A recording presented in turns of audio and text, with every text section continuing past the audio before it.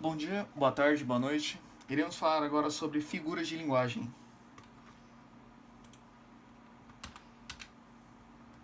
Inversão. Alteração da ordem natural das palavras. Muito utilizado na poesia. Naquela noite as estrelas brilhavam. Em vez disso a gente fala: as estrelas brilhavam naquela noite. Pleonasmo. Consiste na repetição de uma ideia, já implícita. Eu vi com meus próprios olhos. Eu vou subir para cima. Anáfora. Repetição de umas palavras no início de versos ou frases consecutivas. Elas criam um ritmo comum em discursos e poesias. Discurso do MLK.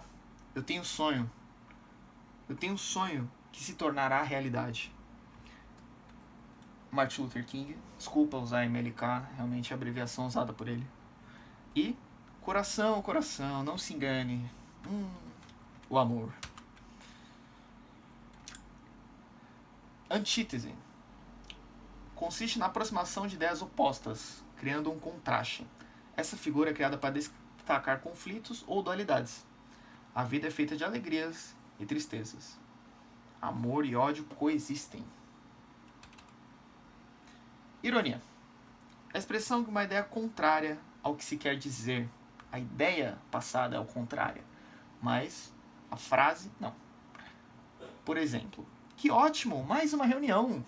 Que na verdade é algo que ninguém queria. Você é muito esperto. Um contexto que a pessoa realmente cometeu um erro. Dois personagens extremamente irônicos da cultura pop, Rick Sanchez e Gregory House, né? Famosos pela sua ironia. Elipse. Omissão de uma ou mais palavras que podem ser subentendidas pelo contexto.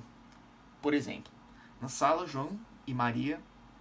Na sala estava João e Maria. Pedro também. Ou seja, eu omiti o Pedro, que também estava, né? Omiti a palavra estavam. Gosto de pizza. Ela de lasanha.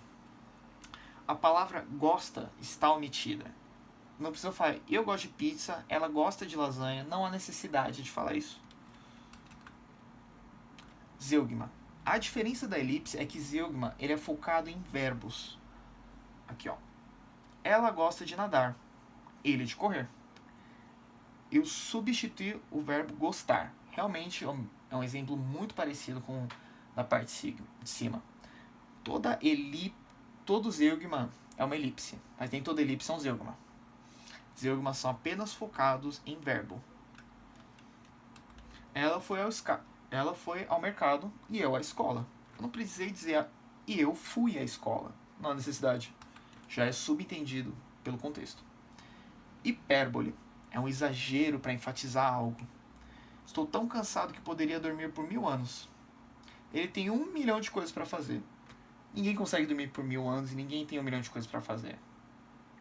Bom, algumas pessoas têm 1 milhão de coisas para fazer, mas há um exagero nessa frase. Eufemismo é uma substituição de uma expressão considerada um pouco triste, um pouco chocante, né? Difícil de se engolir. É utilizado para dar uma delicadeza no assunto. Por exemplo, ele passou dessa para um lugar melhor. Ou ela está na fase de transição. Quer dizer que ela perdeu o emprego, provavelmente, e está procurando algo melhor.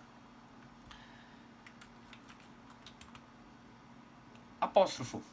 Consiste em chamamento ou invocação de algo ou alguém que não está presente, criando efeito dramático.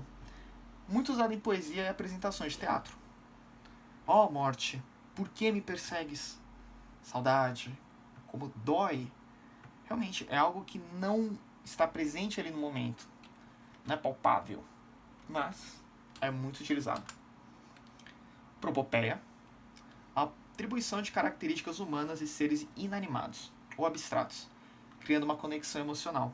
O sol sorriu para nós e as flores dançavam com o vento. Peguei um desenho infantil porque essa maneira muito otimista de ver o mundo, o sol sorriu para nós, as flores dançam, só pode ter sido de uma criança. Da inocência de uma criança. Lindo, lindo, lindo. Metáfora. Comparação implícita entre dois elementos diferentes, sem usar como. A vida é uma viagem. Não há necessidade, eu já sei que eu estou comparando, né? Ele é uma fera no futebol. Utilizam uma metáfora, né, combinando dois elementos. O cara não é uma fera no futebol. O cara é muito bom no futebol, mas já está implícito nessa ideia. Metonímia. Substituindo uma palavra por outra, que tem uma relação ou proximidade. Ele leu Machado de Assis. Ninguém lê o Machado de Assis. A gente lê as obras que ele criou. Mas já é entendível. Vou tomar um copo. Ninguém toma o copo. Bebemos o líquido do copo. Catacrese. Uso impróprio ou metafórico de uma palavra por falta de um termo melhor. Por exemplo, pé de mesa. Por mais que tenha sido normalizado, mesa não tem pé. Cabeça de alho. O alho nem tem corpo. Como é que a gente vai dizer cabeça de alho? Sinestesia. Mistura de sensações. Por exemplo, você viu o quão forte estava o vento? Não, você sentiu o quão forte estava o vento. Ninguém vê o vento.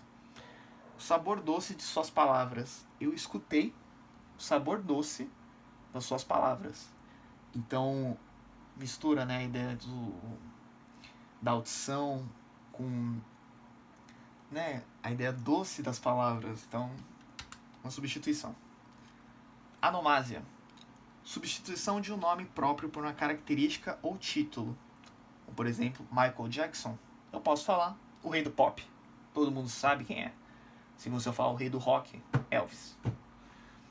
Ou a cidade maravilhosa. A gente sabe que é Rio de Janeiro que a gente está se tratando. Nessa imagem, coloquei o Michael Jackson no Rio de Janeiro, daquele seu clipe gravado. Muito bom. Certo, essa foi minha apresentação. Muito obrigado a todos que prestaram atenção.